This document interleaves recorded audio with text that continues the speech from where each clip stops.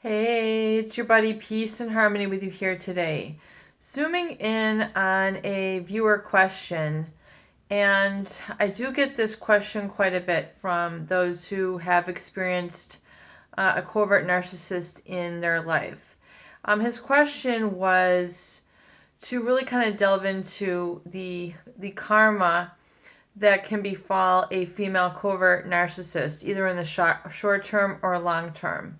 In essence, for every action, there's a reaction. And do they ever really pay the price for the hurt that has befallen them? And I would love to address your question. For one, you have to understand that energy is neither created or destroyed. Same thing, this is a law of physics that there's, only a specific amount of energy in, our world. And likewise, with water, water is neither created nor destroyed. It's basically, recycled from the planet into the atmosphere. And likewise with energy. So realize that with this transfer of energy in the covert narcissist, I truly believe that they do pay their own, they do have their own karma. Basically, it means that if you inflict hurt out into the world, that you're going to receive in like back. Likewise, if you sow seeds of good, you're going to receive good energy back.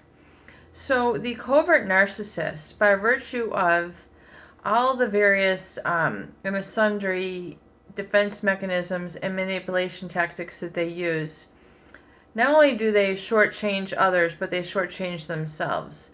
They, in essence, for all the manipulation and pathological lies that they do, largely by withholding and withdrawing, really, and not satisfying even the basic human needs of those who are in their relationship, they do experience a shortchanging of themselves and their own personality.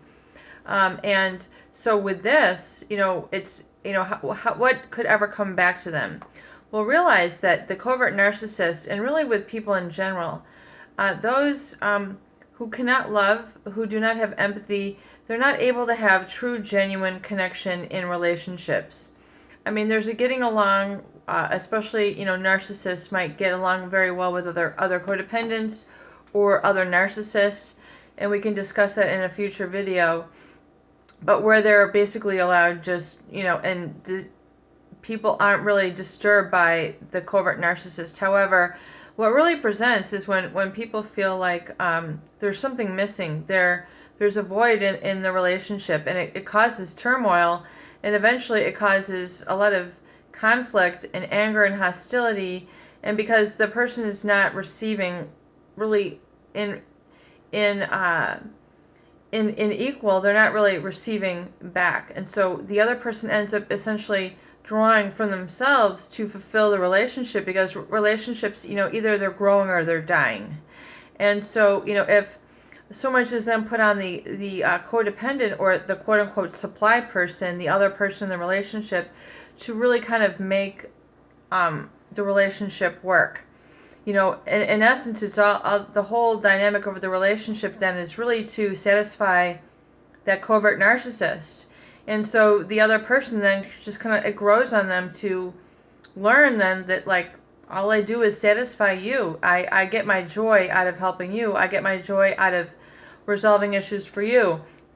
My joy is out of taking care of you, or but it becomes more than is normal or more than is healthy in terms of having to develop their interest for them, or helping them socially when they should be able to navigate themselves socially. So in terms of the karma, how does the female covert narcissist really get impacted? Well, realize that she is not going to be able to attract any really kind of strong figure into her life who would put up with that, because really the covert narcissist female really feels like the other male in her life, or the counterpart, is essentially like putty in her hands, in that through these really aloof methods they're able to control their behaviors, through, okay, go ahead and pick that up, oh, go ahead and do that, Yeah, that'll be fine. And then meanwhile, you're pulling, 75-80% of the weight of the relationship, maybe a lot of the finances, maybe, while she just kind of like sits back and enjoys the ride. So, she's with that type of personality, they're never really going to attract really somebody who's strong enough to keep her accountable. So she's not really going, to be able to also experience that letting go with another individual. So in terms of like, are they going to get back in return what's coming to them? Well, realize really that in the long run, that the covert narcissist has such a facade that when they get older, really, people's, their health breaks down, and really with their health, then really, it starts to cause that mask to crack. In other words, they're no longer perfect. They now have back issues. They now have, other health issues that might need a surgery. And so they're, it brings out their human side. And oftentimes the covert narcissist is very embarrassed by having a health issue. They don't want others to see them.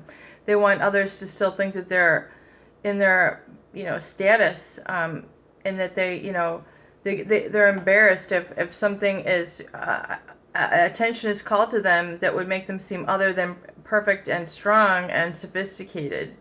And in fact, oftentimes the covert narcissist will really kind of step up on their facade tactics when they get sick. I mean, you see them, trying to, pull it together, and which is like with anybody, but even more so strange with the narcissist, that they would really be kind of embarrassed that they're sick. I mean, you can't. I mean, if you're sick, you're sick. If you have an issue, I mean, it's not something that you should try to hide necessarily. Yes, you want to have your privacy, but to try to hide it from people because you're so ashamed of yourself.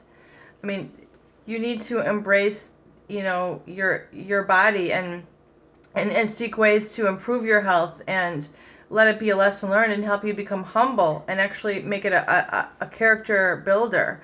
So, in terms of the long run, they really, they tend to, I would say, continue to, but I would say inside is where their pain is. So the covert narcissist eventually is going to have to come to terms with the fact that she's needed so many, sources of supply, and maybe has misjudged and misplanned her life. So that really, in the long run, some of the force, the supply that she's thought was there is not going to be there. And so eventually they're going to have to come to terms with all the wrongs that they've committed and the relationship bridges that they have broken. And especially as they get older, and really, and just to be serious, when people pass, they have to come to terms with their karmic debt, with the maker. I mean, in review of this. So there is that price to pay. That's just how the spiritual in life works. So, you just really have to let them go, and let them go in love and not judgment, and, realize that's how they are, and that's their free will, and that's their choice. But just take steps to protect yourself so you're not further injured through such neglect and abuse. Peace and harmony with you here today. I hope these videos do help. Please share and please subscribe for more great tools, videos, discussions, and support.